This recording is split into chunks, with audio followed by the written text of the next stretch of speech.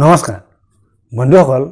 আমি সকলোৱে নিশ্চয় সুস্বাস্থ্যৰে দীৰ্ঘজীৱন লাভ কৰাটো বিচাৰো বা কামনা কৰো কিন্তু কথাটো হৈছে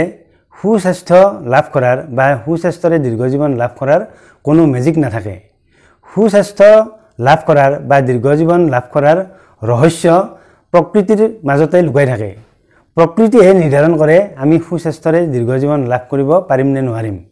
আজি আমি প্ৰকৃতিত লুকাই থকা চাৰিটা দীৰ্ঘজীৱনৰ ৰহস্যৰ বিষয়ে কথা পাতিম আপোনালোকে ভিডিঅ'টি নিশ্চয় শেষলৈকে চাব বুলি আশা কৰিলো আৰু ভিডিঅ'টি চাই ভাল পালে ভিডিঅ'টি শ্বেয়াৰ কৰিব বুলিও আশা কৰিলো প্ৰকৃতিত লুকাই থকা দীৰ্ঘজীৱনৰ এক ৰহস্য হৈছে প্ৰাকৃতিক খাদ্য গ্ৰহণ কৰা গৱেষণাৰ পৰা জানিব পৰা গৈছে যে পৃথিৱীৰ যিসকল জনগোষ্ঠীয় লোকে সুস্বাস্থ্যৰে দীৰ্ঘজীৱন লাভ কৰিব পাৰিছে তেওঁলোকে নিয়মিতভাৱে প্ৰাকৃতিক খাদ্য গ্ৰহণ কৰি আহিছে প্ৰাকৃতিক খাদ্য বুলিলে আসলতে বিভিন্ন প্ৰকাৰৰ ফলমূল হেউজীয়া শাক-পাচলি মাছ আদিকে বুজোৱা হয় আসলতে বিভিন্ন প্ৰকাৰৰ ফলমূল হেউজীয়া শাক-পাচলিত যথেষ্ট পৰিমাণে এন্টিঅক্সিডেন্ট পোৱা যায় আৰু মাছত ওমেগা 3 ফেটি এচিড পোৱা যায় এনেবোৰ উপাদানে আসলতে আমাৰ শৰীৰটো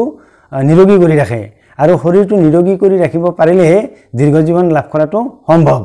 সেইবাবে নিয়মীয়াকৈ যিসকল লোকে বিভিন্ন প্ৰকাৰৰ ফলমূল বিশেষকৈ বেৰিজাতীয় ফলমূল বাদাম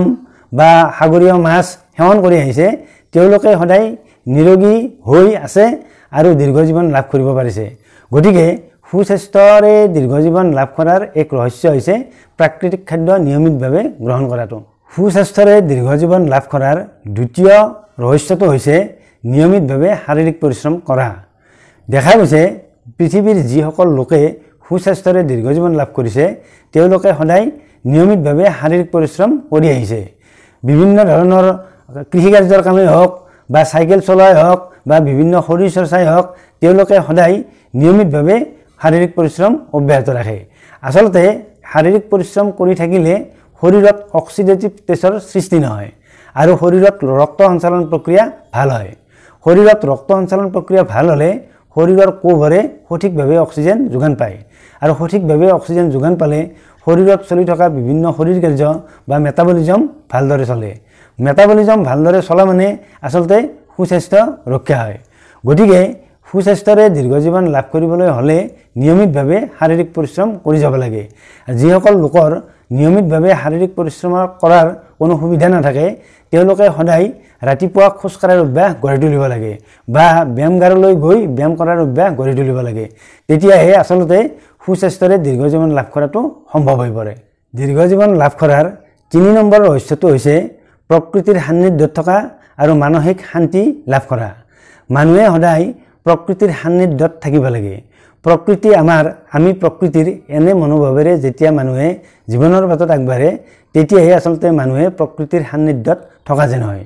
আৰু প্ৰকৃতিৰ সান্নিধ্যত থাকিলেহে মানুহে আসলতে মানসিক প্ৰশান্তি লাভ কৰিব পাৰে প্ৰকৃতিৰ বস্তুবোৰ বা প্ৰকৃতিৰ উপাদানবোৰ যেনে গছ-গছনি চৰাই-চিৰিকটি এই উপাদানবোৰৰ যেতিয়া সান্নিধ্যত থকা হয় তেতিয়াই মানুহে মনৰ প্ৰশান্তি লাভ কৰিব পাৰে আৰু মনৰ প্ৰশান্তি লাভ কৰিব পাৰিলে মানুহৰ শৰীৰত কৰ্টিসল বা ক্ষতিকাৰক হৰমনৰ উৎপাদন কমি থাকে আৰু ভাল হৰমনবোৰৰ উৎপাদন বৃদ্ধি পায় গতিকে ভাল হৰমনবোৰৰ উৎপাদন বৃদ্ধি কৰিব পাৰিলেহে আসলতে মানুহে সুস্বাস্থ্যৰে দীৰ্ঘজীৱন লাভ কৰাটো সম্ভৱ হয় সেইবাবে মানুহে সদায় প্ৰকৃতিৰ সান্নিধ্যত প্ৰাকৃতিকভাৱে সদায় জীৱনৰ বাটত আগবঢ়াৰ চেষ্টা কৰিব লাগে তেতিয়াহে মানুহে সুস্বাস্থ্য লাভ কৰিব পাৰে আৰু দীৰ্ঘজীৱন লাভ কৰাটো সম্ভৱ হৈ উঠে মানুহে দীৰ্ঘজীৱন লাভ কৰাৰ 4 নম্বৰ ৰহস্যটো হৈছে সামাজিক সংযোগ মানুহ হৈছে সামাজিক প্ৰাণী গতিকে মানুহে সদায় সমাজপাতি বাস কৰে কিন্তু যিসকল লোকে সামাজিক গুণ এৰি ব্যক্তিগত চিন্তাত বিভোৰ হৈ থাকে তেওঁলোকে সদায় মানসিক অশান্তিত কটাবলগীয়া হয় আৰু মানসিক অশান্তিত কটালে মানুহৰ শৰীৰত কৰ্টিসল বা ক্ষতিকৰ হৰমনৰ উৎপাদন বৃদ্ধি পায় কিন্তু যিসকল লোকে সামাজিক গুণেৰে লগ বন্ধু প্ৰতিবেশী আনকি পৰিয়ালৰ সদস্যসকলৰ লগতো হাঁহি ধেমালিৰ মাজেৰে জীৱন কটাই তেওঁলোকে সদায় আনন্দত থাকে আৰু আনন্দত থাকিলে তেওঁলোকৰ শৰীৰত ভাল হৰমনৰ উৎপাদন বৃদ্ধি পায় গতিকে ভাল হৰমনৰ উৎপাদন বৃদ্ধি পোৱা মানে সুস্বাস্থ্য লাভ কৰা গতিকে যিসকল লোকে সামাজিক গুণেৰে সমাজত বসবাস কৰে বা জীৱন নিৰ্বাহ কৰে তেওঁলোকে সদায়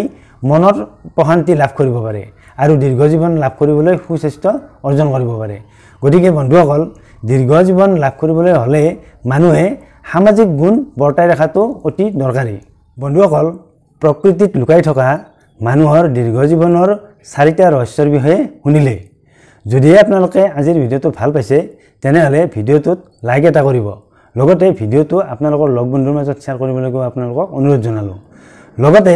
আমাৰ চেনেলৰ পৰা এনে ধৰণৰ ভিডিঅ' পাই থাকিবলৈ হ'লে আমাৰ চেনেলটো ছাবস্ক্ৰাইব কৰিবলৈ আপোনালোকক অনুৰোধ জনালোঁ। অন্য এটা ভিডিঅ'ত আপোনালোকক লগ পোৱাৰ আশাৰে আজিলৈ সামৰিছোঁ। ধন্যবাদ।